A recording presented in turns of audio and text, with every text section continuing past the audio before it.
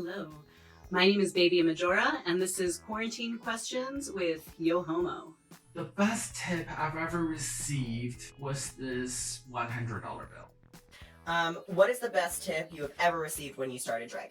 Scones. This one person tipped me. I didn't finish reading the sentence. It meant like advice. What is the biggest tip you have received when you started your drag career? The best tip that I received when I started my drag career was basically remain humble. The best tip you have received, let me see, the best tip I have received was to make sure you take the money up front. Be humble. And literally that was told to me. I did by my drag mother, Miss Nicolette Brown. The best tip that I learned when I first started doing drag was that you don't need to powder in between every step.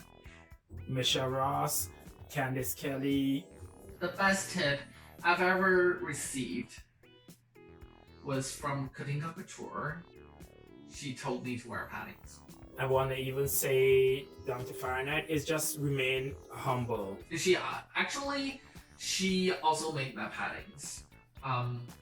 I hated it the first time because it was so hot and it took a lot of effort to put them on.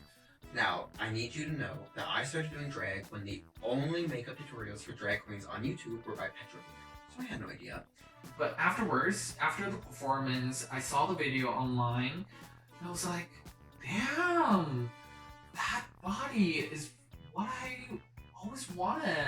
It was like my legs looked longer, my waist looked smaller, and everything looked a lot better. I never looked so good. So ever since that, I tried my best to wear paddings as much as I can. Thank you, Katinka. I had no clue.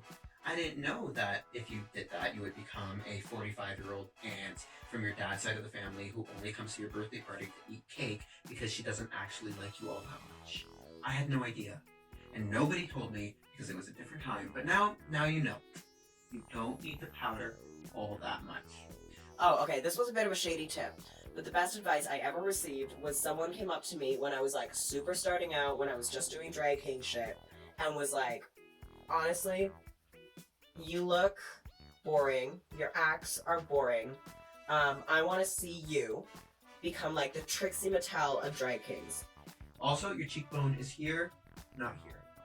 The best conversations that I had, and I think I had it with multiple people, I can't even single out a single person, is this idea that if you're performing a drag king gender performer, anything where you're performing like masculinity, is that you don't have to replicate toxic masculinity when you're on stage. If I hadn't gotten that advice, I would still be there in my stippled on shitty beard that I hated doing, super grumpy and moody during the gig because I was like, I'm a cis man and I hate women.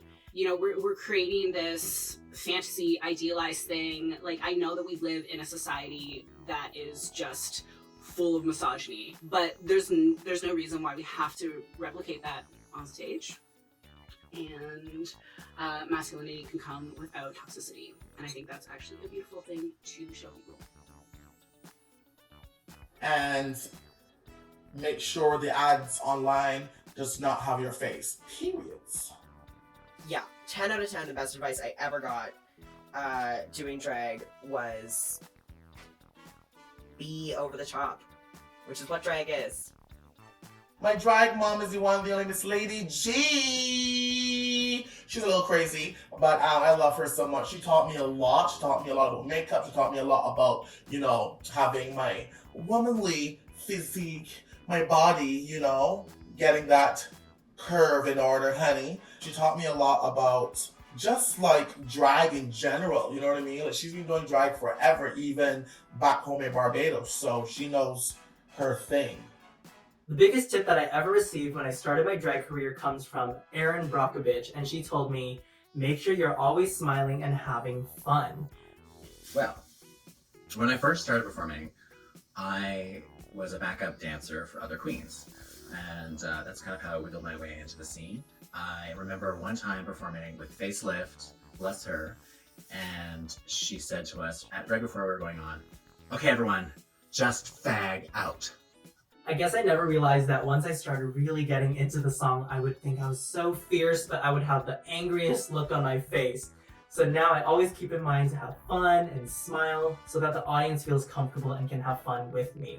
To me, that was like the most empowering thing because it was the first time where I was like, yeah, here I am. I'm wearing a jockstrap and I'm dancing in a white coat in front of hundreds of people. What am I afraid of? What am I waiting for?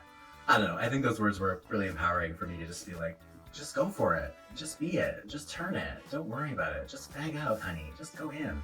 Also, some other advice was like, learn how to wash your drag because, honey, some of these queens, you think they were hockey players because they smell like a goddamn hockey bag.